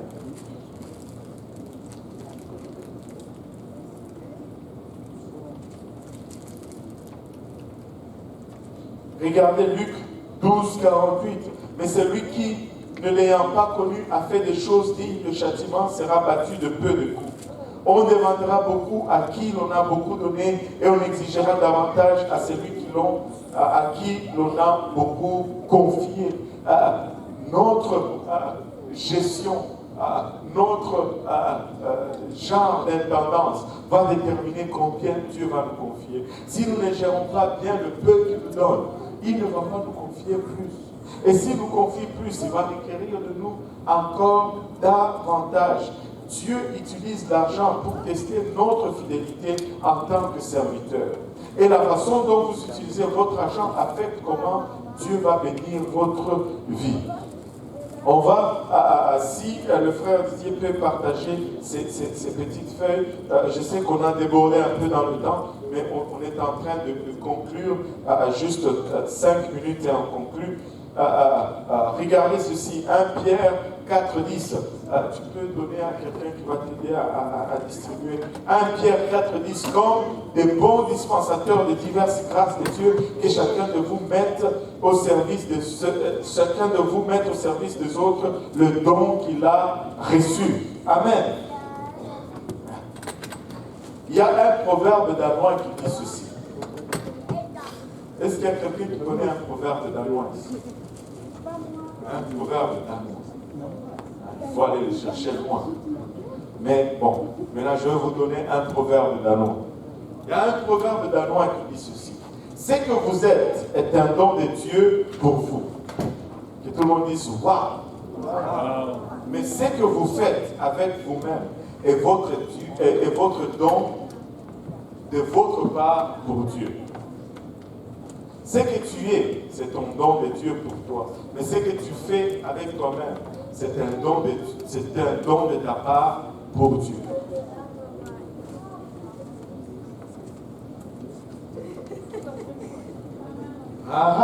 Je vais le mettre, parce qu'il faut que ça rentre un peu. Ce que tu es est un don de Dieu de ta part. Mais ce que tu fais de toi-même, c'est un don de ta part pour Dieu ou à Dieu.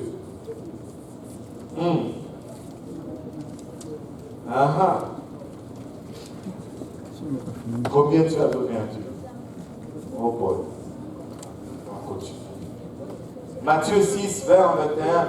Mais amassez-vous des trésors dans le ciel, où la teigne et la rouille ne détruisent point, et où les voleurs ne percent ni ne dérobent, car là où est ton trésor, là aussi sera ton cœur.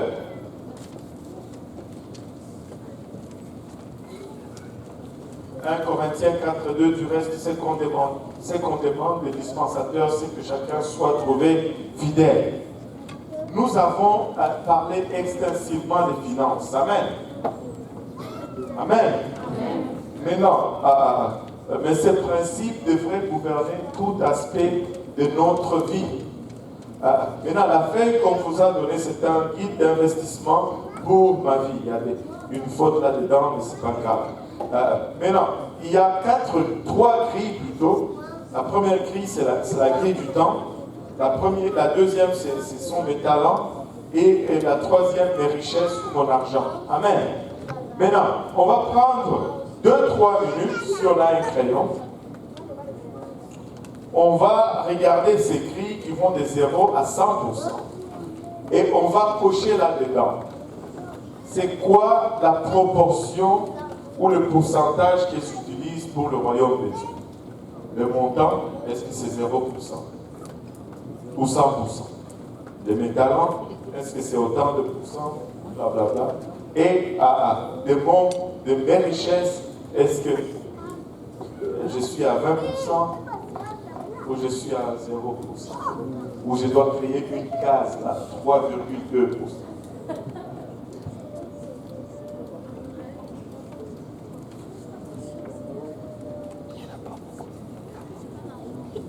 Deux minutes pour faire cela.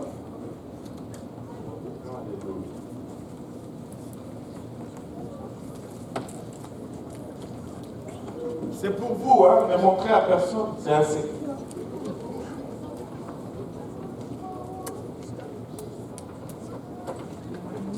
Est-ce que c'est bon? C'est bon? Maintenant, après, si vous l'avez fait honnêtement, vous pouvez vous-même arriver à la conclusion si vous avez besoin d'amélioration, si vous avez besoin de continuer, si vous avez besoin d'ajuster vers le bas.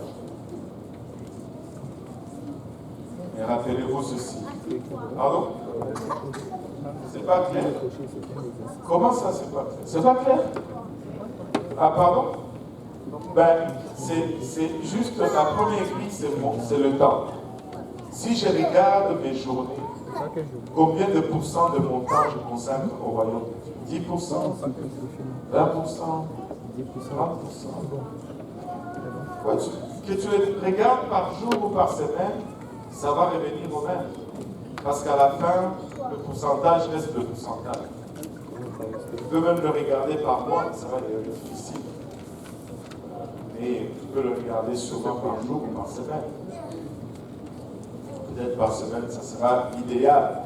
Mais non, les talents que tu as, c'est-à-dire les habilités ou les capacités à faire certaines choses. Si tu es quelqu'un qui est bon dans le nettoyage, combien de ces talents est-ce que tu mets au service de Dieu? Si tu es quelqu'un qui est bon dans la cuisine, combien de ces services tu mets, combien de ces talents tu mets au service de Dieu? Et regarde cela maintenant et évalue-toi où tu t'es situé. Suis-je à la bonne place? Dois-je faire du progrès? Dois-je maintenir le rythme ou dois-je être satisfait?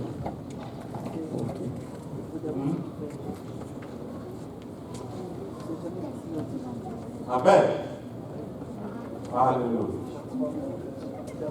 C'est bon?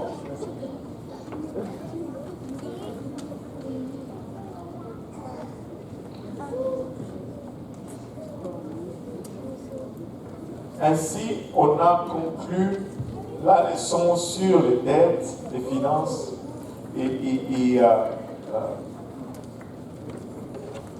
laissez-moi vous dire que j'ai eu à peu près 8 familles qui m'ont parlé comme quoi, 8 personnes,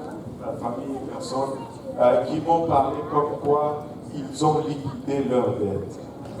Et ça fait beaucoup de plaisir.